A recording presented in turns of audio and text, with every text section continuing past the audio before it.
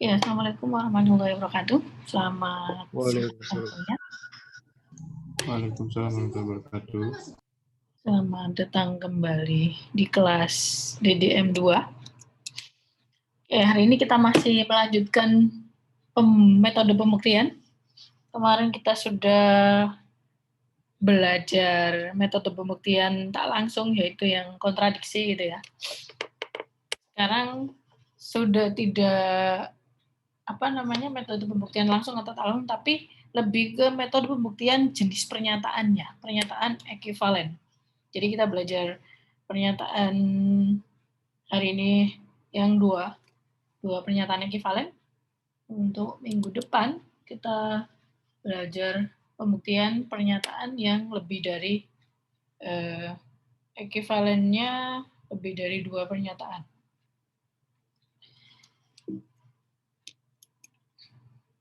Oke, sekarang kita membuktikan pernyataan jika dan hanya jika. Kalau kalian ingat, jika dan hanya jika itu kan pernyataan biimplikasi kan. Jadi kita punya, apa sih artinya kalau kita punya P jika dan hanya jika Q? Masih ingat di DDM 1? Apa artinya ini P jika dan hanya jika Q? Dia ekuivalen dengan? Terus Ibu, itu ekuivalen dengan jika P maka Q dan jika Q maka P. Oke. Kamu lagi double, aku ada back sound. Oke, jadi di sini kalau kita punya P jika dan hanya jika P, Q itu berlaku 2 kondisi ya. Yang seperti temanmu jawab tadi, itu berlaku P jika P maka Q dan jika Q maka P. Nah, kondisi kedua ini, pernyataan bersyarat kedua ini, itu kita katakan converse dari kondisi pertama. Kalau kalian dulu masih ingat, kalau kita punya pernyataan bersyarat, kita punya converse, kita punya inverse, kita punya kontrapos gitu ya.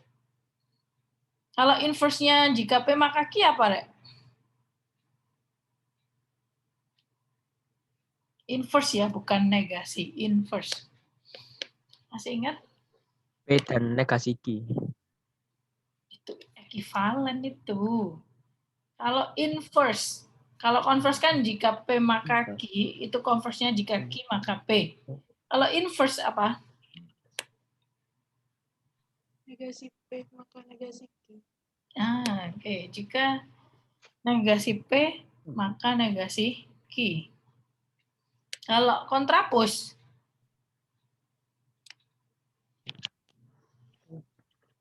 Jika negasi Q maka negasi P. Negasi Q, negasi P. Ya. Oke, jadi di sini kalau kita mau membuktikan pernyataan biimplikasi, pernyataan jika dan hanya jika, maka kita harus membuktikan 2 kondisi, yaitu yang dari P ke Q, jika P maka Q, kemudian converse-nya. Jadi kita punya biasanya 2 arah nih. Arah ke kanan itu dari P ke Q, kemudian arah ke kiri baliknya, dari Q ke P. Gitu biasanya. Sehingga di sini outline kita, ketika kita membuktikan pernyataan P jika dan hanya jika Q, jadi kita punya ke kanan di sini, kondisi pertama, jika P maka Q, kita sudah belajar kemarin bisa menggunakan bukti langsung, bukti kontrapositif, atau bukti kontradiksi.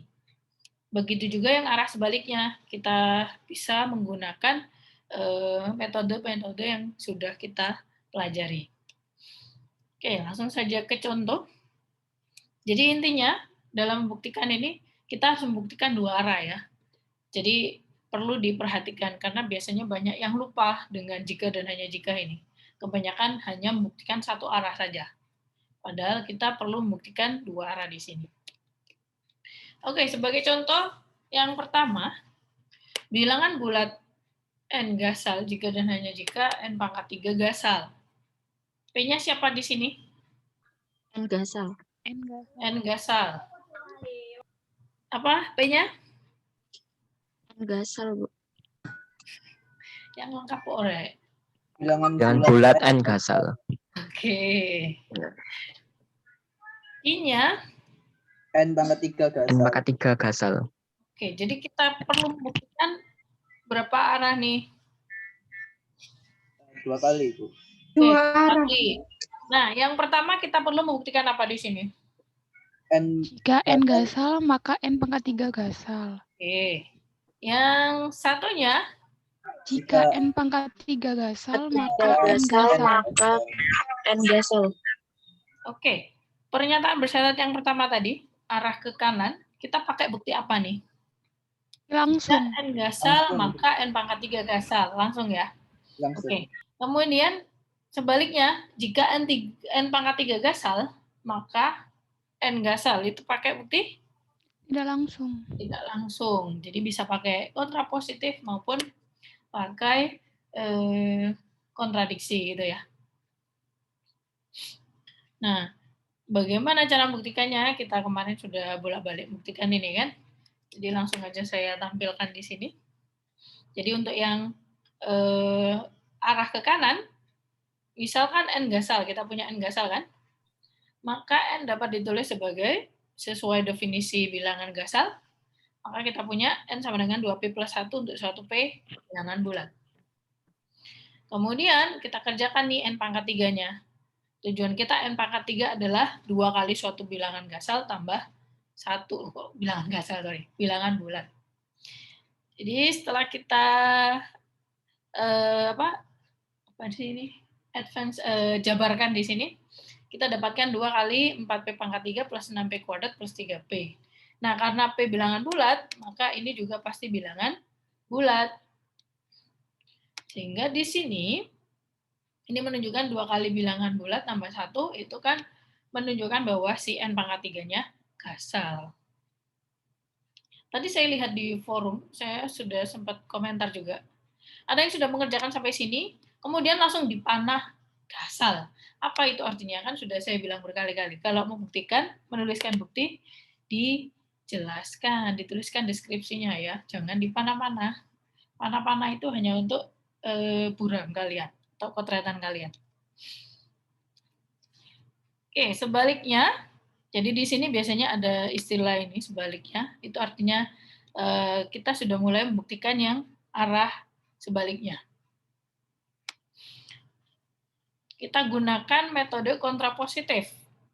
Kalau kontrapositif berarti apa?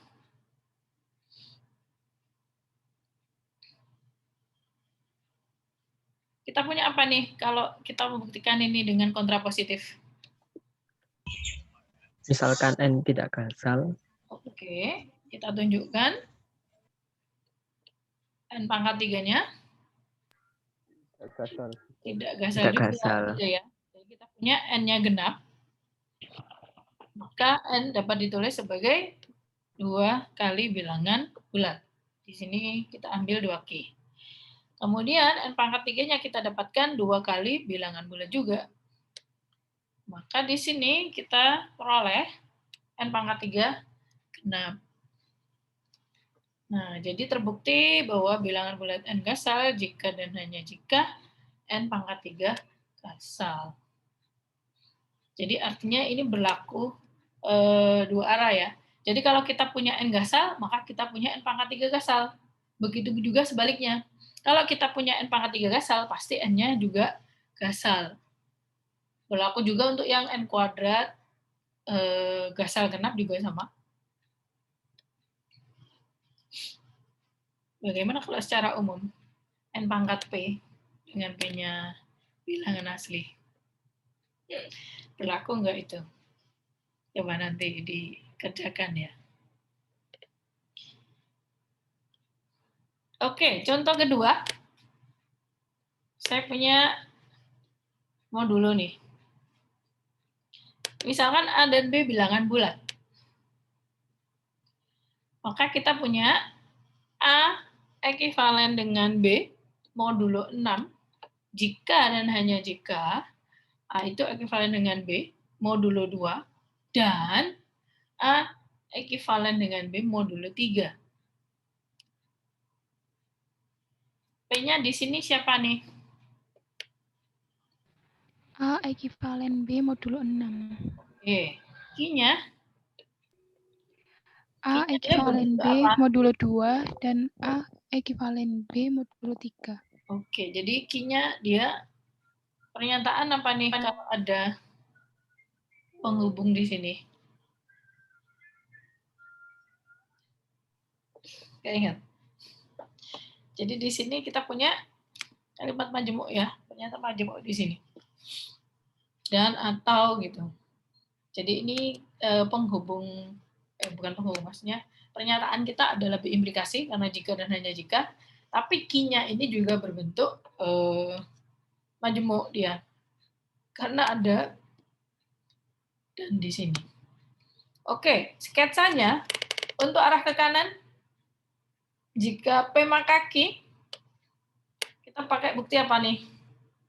Jika A ekivalen B Pakai modulo bukti 6, apa? maka A ekivalen B langsung.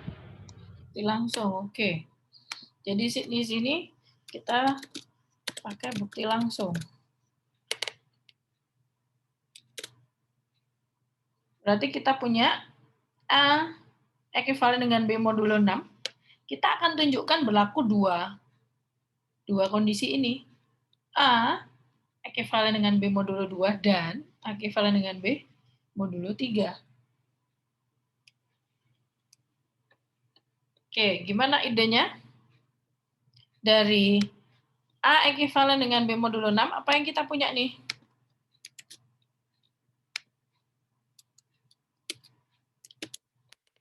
Dari sini apa kita punya? 6 membagi A min B. Oke, jadi kalau kalian lupa, silakan dibuka DDM 1 definisi A ekivalen dengan B modulo N. Maka kita punya di sini.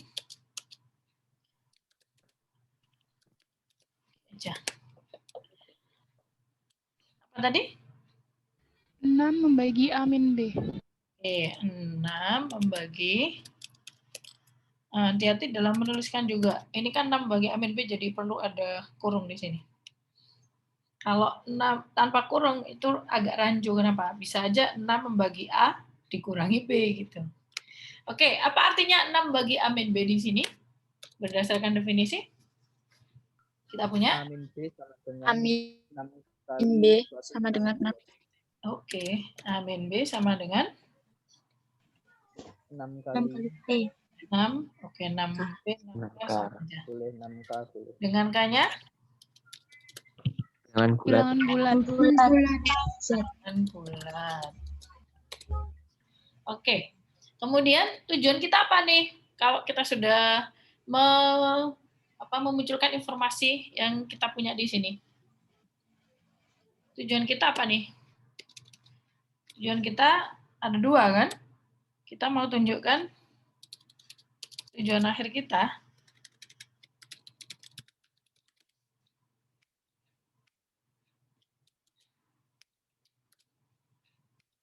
Modulo 2 dan modulo 3. Oke, nah apa artinya nih kalau kita punya, kalau tujuan kita A ekivalen dengan B modulo 2 dan A ekivalen B modulo 3. Tapi kita berangkatnya dari sini, gitu kan? Bagaimana? 6K-nya itu dipecah. A min B sama dengan 2 kali 3K. Oke, jadi dari sini kita punya ini sama dengan 2 kali 3K. Nah, ini kan artinya apa nih? Dari sini kita punya apa? A min B modulo 2 sama dengan 2 A min B 3K bila 3K jadikan Bentar. Rutenya apa ya di sini rutenya? Kalau kamu punya 6 A ekivalen dengan B modulo 6, maka kamu punya 6 bagi A min B. Dari sini kamu punya A min B sama dengan 6K. Apa artinya kalau kamu punya A min B sama dengan 2 kali 3K? Membagi A A ekivalen min B. B modulo 2 tercapai. Nah, sebelum ke sini, apa kamu punya, kalau kalian punya A min B sama dengan 2 kali 3K? Amin B sama dengan 2 2 Ki. membagi amin Dengan B. Ki sama dengan Jadi, apa Amin nih? B. Amin 2 habis bagi amin B. Kenapa harus dituliskan seperti itu? Karena kita punya definisinya, ini A ekivalen dengan B modulo 6 itu ketika 6-nya membagi amin B. Jadi kalau kalian hubungan ke definisi yang di DM1, kita punyanya ini nih. Amin B jika hanya 6 bagi amin B. Dari sini, maka kalian punya 6K. Jadi jangan langsung dari sini, langsung kamu bilang A ekivalen dengan B modulo 2. Untuk kurang satu step di sini. Oke, dari sini kamu punya apa?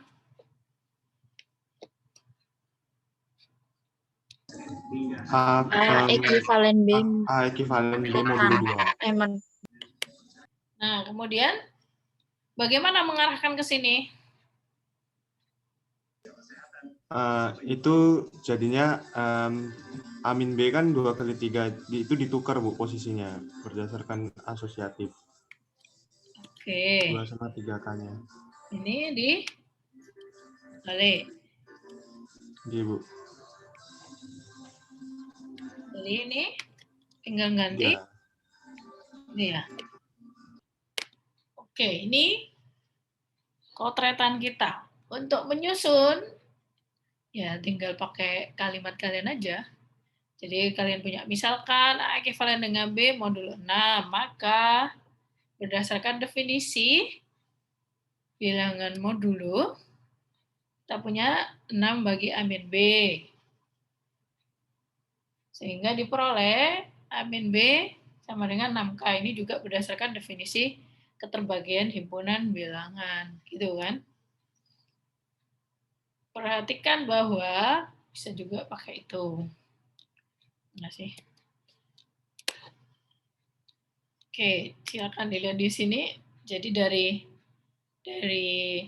buram kita tadi, kotretan kita bisa disusun salah satunya kalimatnya seperti ini.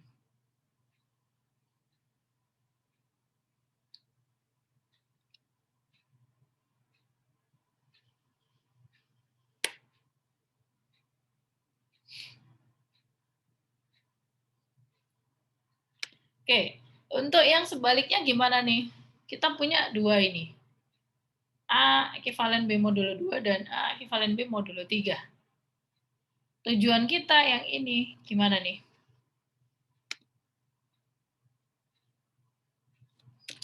Kita punyai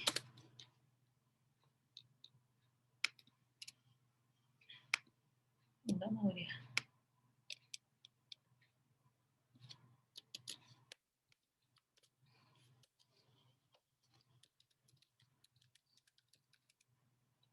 Tujuan kita apa nih? Yang ini. Gimana? Pakai bukti apa nih? Bukti langsung apa tak langsung? Tak langsung. Langsung. Langsung apa tak langsung? Kalau mungkin tak langsung Bu, biar bisa kayak atasnya gitu. Jadi mendefinisikan yang modulo 6. Oke, ini pakai bukti langsung. Kenapa tidak pakai bukti tak langsung? Kalau tak langsung itu pasti lebih susah. Kenapa lebih susah? Oh, tidak membagi. Menegasikan. Apa artinya kalau kita pakai bukti langsung, misalkan kontrapositif.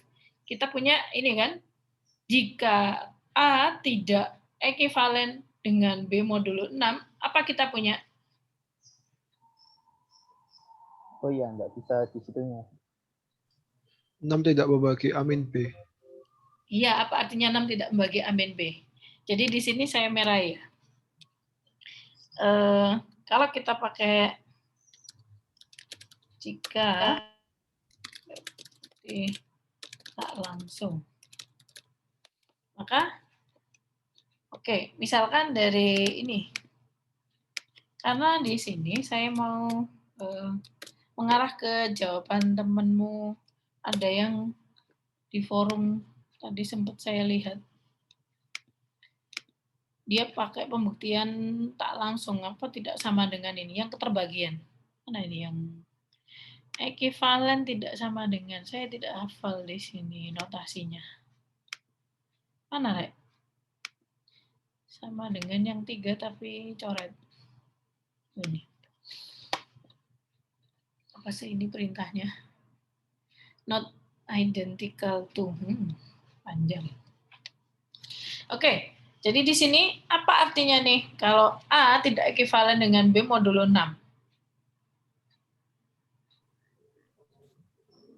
6 tidak membagi amin B.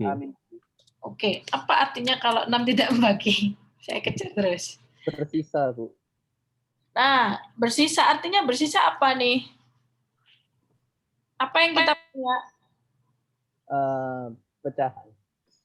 Pecah. Kalian kan sudah diajari kemarin. Amin. Di M1.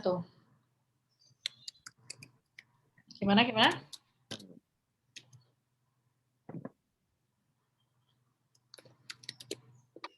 Amin B kenapa? Amin B Amin B sama dengan tidak sama 6K dengan plus 1. 6, tidak sama dengan 6K. Oke, apa artinya amin B tidak sama dengan 6K? Berarti kalian punya apa nih? 6 kurung buka K plus 1. Terus? Amin B. Apakah hanya 6K plus 1? 5, Bu. Ada berapa kasus nih di sini? 5. 5. 5. Nah, gitu ya. Kita punyai 5 kasus di sini. Jadi, jangan kalau membuktikan ketaksamaan di sini, jangan langsung ini tidak sama dengan 6K. Terus, siapa tidak sama dengan 6K itu? Kita punya 5 kasus di sini. Jadi, saya ingat tadi komentar temenmu, jawaban di forum, yang ketaksamaan, tidak membagi 3 kalau nggak salah. Ditulis saja tidak membagi 3 sama dengan ya jelas tidak membagi 3 loh. Terus harusnya apa kalau dia tidak membagi 3? Punya berapa kasus? Ada 2. Ada 2 gitu ya. Dia bersisa 1 atau bersisa 2 gitu ya. Jadi jangan langsung terus nawai. Jadi harus diingat-ingat. Kalau kita punya beberapa kasus di sini, misalkan pakai bukti langsung sangat panjang kan, sehingga kita paling gampang di sini kita menggunakan bukti langsung. Oke, jadi kita punya ini, tujuan kita ini, mana nih langkah kita?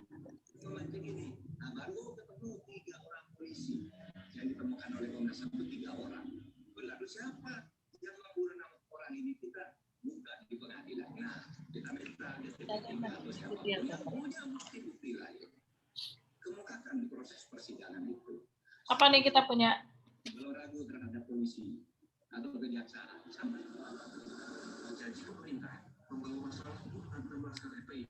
Halo? Dipanggili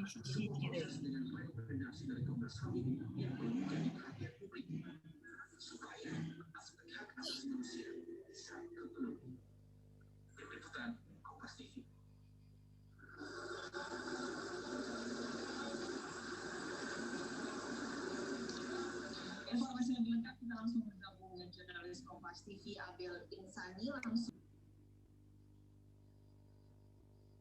Oh, ternyata suaranya Selalu Maliki ya.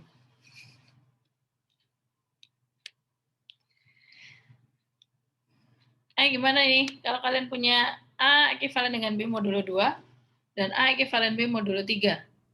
Tujuan membagi amin B. 2 membagi habis amin B, terus? Amin B sama dengan 2P, di mana 2P Sabar.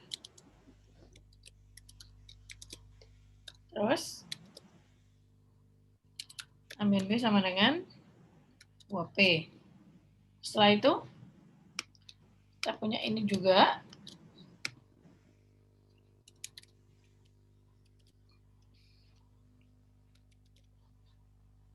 Kita bagi A min B. Terus A min B sama dengan 3 Q. Oke, perhatikan di sini paling aman sebaiknya pakai bilangan bulatnya di sini berbeda ya. Ini kalau sudah P, jangan pakai P lagi. Nah, kemudian dari sini, bagaimana nih caranya kita bisa mengarah ke sini? Dari 2P ke 3Q, tujuannya apa nih? A min B sama dengan berapa? A min B sama dengan 6T gitu ya. Siapa T-nya di sini? P sama Q, Bu. P sama Q. Dari mana kita tahu P sama Q? Diapakan dari dua persamaan ini?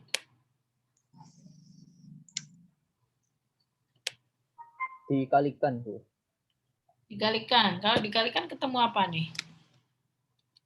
A min B kali A min B. Kalian punya Oh, A kalau min B itu kuadrat. B kuadrat Terus habis itu sama dengan 2P kali 3Q.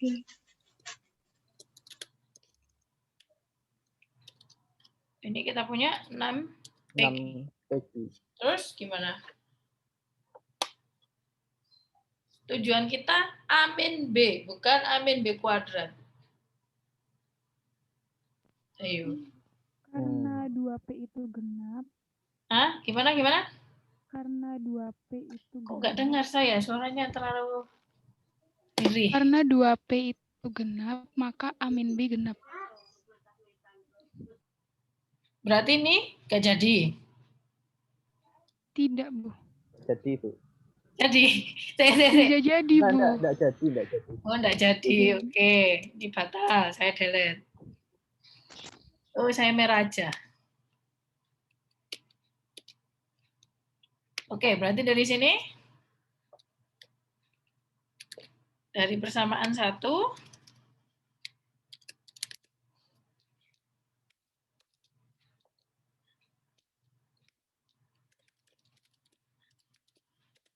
Apa nih? Kita peroleh A min B, genap. Terus apa?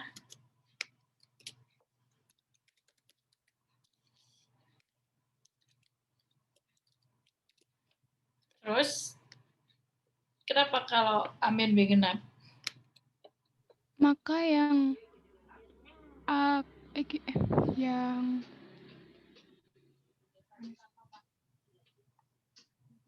Gimana ayo ngomongnya?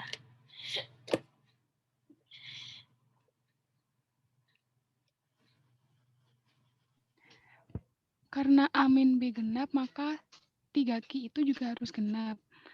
Untuk Q-nya genap. Kenapa bisa seperti itu? Karena di sini sama-sama A min B ya. Makanya tadi saya bilang jangan pakai P di ini, jangan P juga. Nanti bisa rancu. Di sini A min B 2P, kok A min B di sini 3Q, kan itu suatu kontradiksi karena pakai variabel yang sama. Sehingga di sini harus pakai variabel yang berbeda. Nah, karena kita punya di sini A min B sama dengan 2 kali suatu bilangan bulat, maka kita bisa menyimpulkan A min B genap. Nah, karena di sini sama-sama A min B, persamaan 1 dan 2,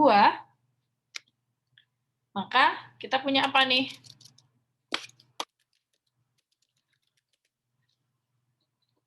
Yang ini pastilah harus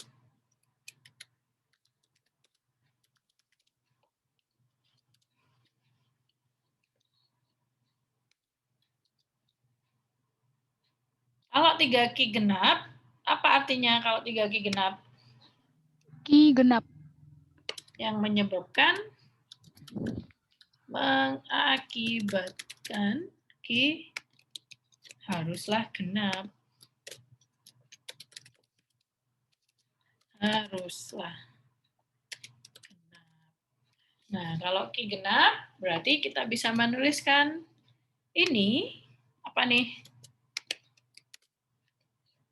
Sama dengan 3 kali, kalau genap berarti 2 kali suatu bilangan bulat.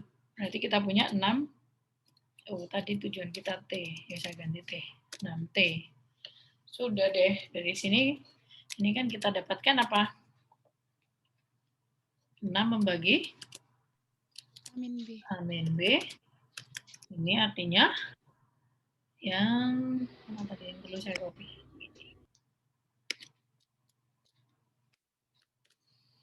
Oke, jadi di situ caranya.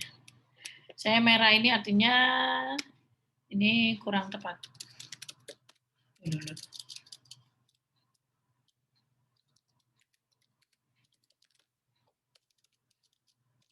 Tipu bolak-balik.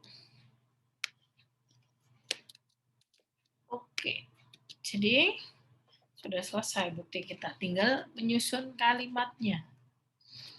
Salah satunya bisa yang ada di slide ini. Jangan lupa, kalau kita sudah membuktikan arah yang berbeda, sudah sebaliknya ya ditulis.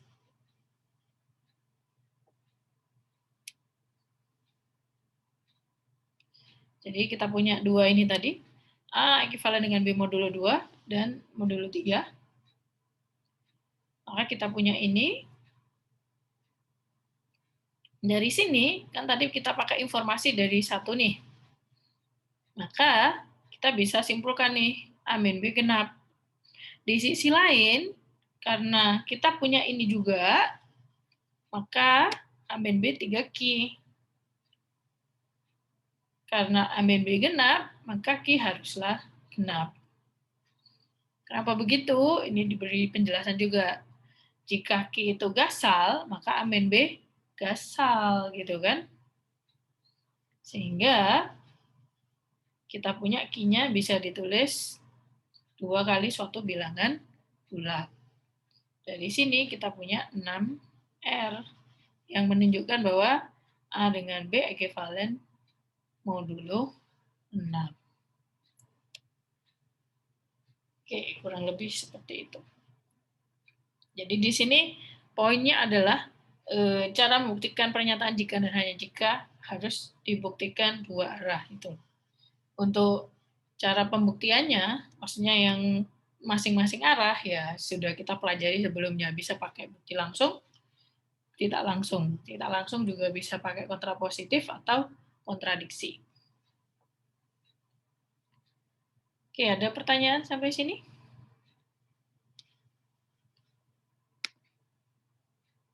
Kalau tidak ada pertanyaan, coba ke latihan ya.